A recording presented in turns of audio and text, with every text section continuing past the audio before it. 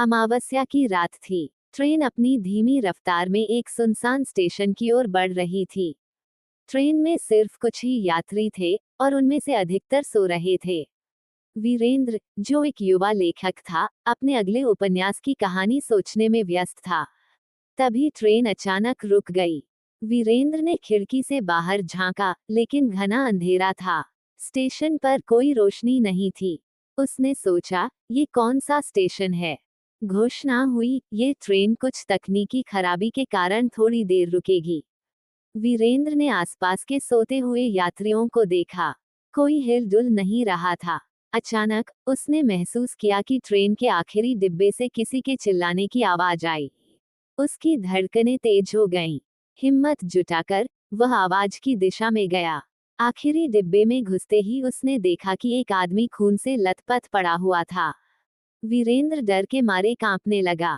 तभी पीछे से किसी ने उसके कंधे पर हाथ रखा। वह घबराकर पलटा, लेकिन पीछे कोई नहीं था। डर और जिज्ञासा के बीच फंसा, वीरेंद्र ने उस आदमी की नब्ज जांची। वह मर चुका था। अचानक ट्रेन की बत्तियां जल गईं और सारे यात्री जाग गए। वीरेंद्र ने सोचा कि अब वह मदद मांग सकता है, लेकिन जैसे ही उसने मुड़कर देखा, पूरा डिब्बा खाली था। चौंककर वह वापस अपने डिब्बे की ओर भागा। लेकिन अजीब बात यह थी कि हर डिब्बा खाली था। वह सोचने लगा, क्या मैं कोई सपना देख रहा हूँ? तभी गार्ड का केबिन नजर आया।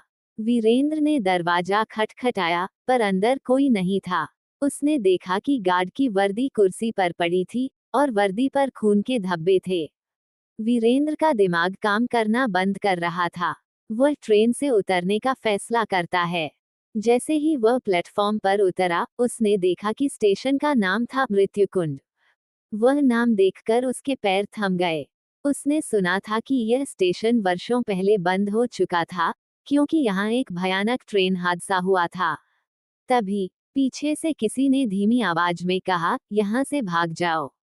वीरेंद्र पलटा, लेकिन वहां कोई नहीं था। उसने तेजी से भागना शुरू किया।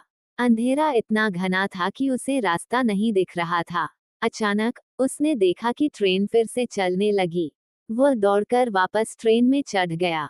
ट्रेन में चढ़ते ही उसने महसूस किया कि सब कुछ सामान्य हो चुका था। यात्री अपने अपने स्थान पर बैठे थे और किसी को कुछ भी अजीब नहीं लग रहा था। वीरेंद्र ने एक बूढ़े यात्री से पूछा, ये कौन सा स्टेशन था? बूढ़े ने हंसते हुए कहा, स्टेशन? बेटा, पिछले 2 घंटे से ट्रेन कहीं नहीं रुकी है।